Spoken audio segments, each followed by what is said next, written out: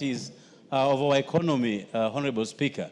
And therefore, it is incumbent upon this House, through you, Honorable Speaker, to make an equivocal pronouncement as to what needs to happen between now and next week before schools break for the longest holiday, Honorable Speaker. And with that, I thank you. Thank you. Morogara. Thank you. Thank you very much, Honorable Speaker. Honorable Speaker, matters education are actually becoming more emotive than matters land in this country. Every citizen is concerned, especially where matters education are not going right. Mr. Speaker, we've just completed the third term, and especially in the eastern region, which are rampant with the drought and lack of water and food, students have had to scrape through school without food and without water. And now, these students are going to do exams, again, without food, no water, because of lack of capitation. I think it is high time this House stood its ground. I think sometimes we are being taken for granted, and especially by cabinet secretaries. The reason being, we were here the other day debating on the e-procurement, and this House made a decision. What is interesting is we were able to listen over the media. Some of the cabinet secretaries faulting the House when we had done the right thing. I think it's a high time we actually held the executive to account, ministers to stick to their words, and they carry those words through. It is still questioned, where is capitation money?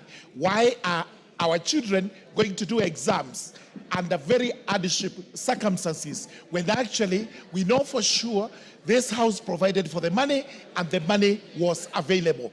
Somebody somewhere should actually answer this. Thank you, Honorable Speaker. Thank you. I want to bring this to an end. Yes, is that Kagusha? Honorable Kagusha?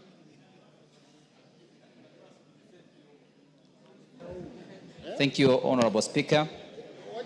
The people in this republic seem to think that the National Assembly is playing second fiddle to the executive.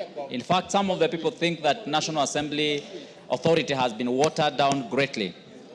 Honorable Speaker, the reason why our people seem to think so is because every other decision that is taken in this House is not being taken seriously by the executive.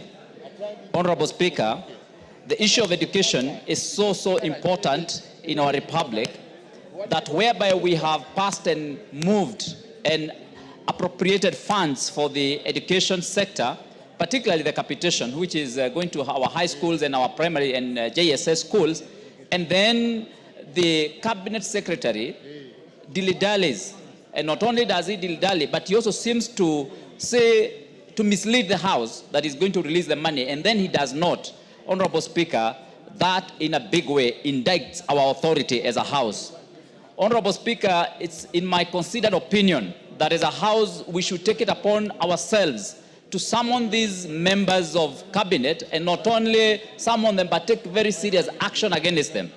Honorable Speaker, some of the people think, and rightly so, that most of the money has been removed from the budget and has been taken into other issues that are not necessary and that are not of importance to our republic. Honorable Speaker, many people think a lot of money has been redirected to do empowerment projects in up country.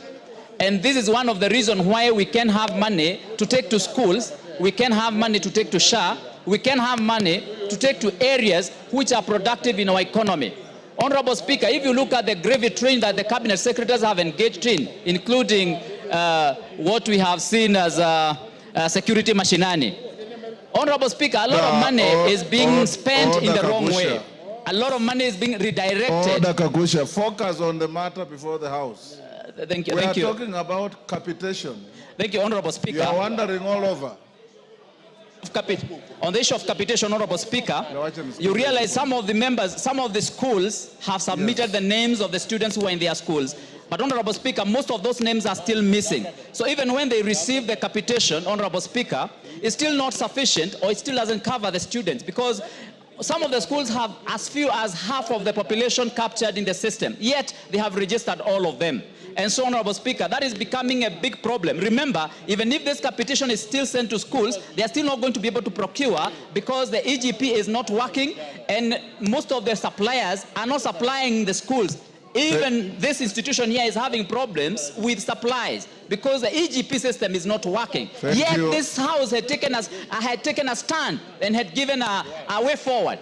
And the executive have refused to follow the directions of this House. Honorable Speaker, it's high time you took action and we start as a House we are, so that we have our authority that is going to guide this country in the right direction. Thank you, Honorable Speaker. Majority Leader.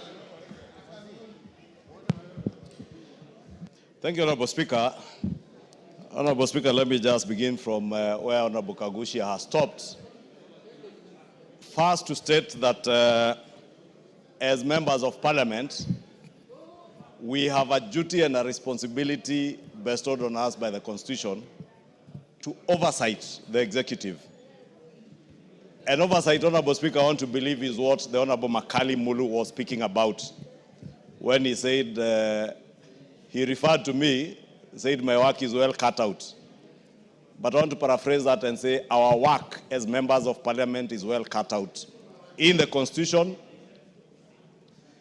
to make sure that we offer meaningful oversight and represent our people. And I must thank the chair of the Education Committee, the Honorable Meli, because what he's doing now is offering meaningful oversight over the Ministry of Education and also representing the millions of our children who are in schools who deserve to get what they deserve to get at the right time. Honorable Speaker, I was saying I don't want to dwell on what the Honorable Kagushia was speaking about because largely is political and has nothing to do with oversight and serious housework. But when cabinet secretaries appear before the House, whether it is in committee or in plenary on Wednesday afternoons, cabinet secretaries must be cognizant that they are coming to answer to questions that have been asked by the people of Kenya. And for the cabinet secretary in charge of education to make a commitment in committee, because the Honorable Meli has said he made that commitment in committee. Last week when he was here on Wednesday, he similarly made a commitment. And for what he has said not having happened, I think he's just telling the House he's not serious with his work. And we want to ask the cabinet secretary, not just the cabinet secretary in charge of education, all cabinet secretaries, if you come and pronounce yourself in the House, what you pronounce yourself on must be done. And if it is not done, the onus is on you to communicate to the House what challenges you have. And Honorable Speaker, I'll be reaching out to the cabinet secretary for education to know what challenges he may have had not to have disbursed this money at the right time. Honorable Speaker, conversation here last week when he was in plenary. And there were even suggestions, if there is a verification process ongoing, why don't you then release a part of the money as you verify the other students, so that it is not 100% of the students who are not legit or genuine students.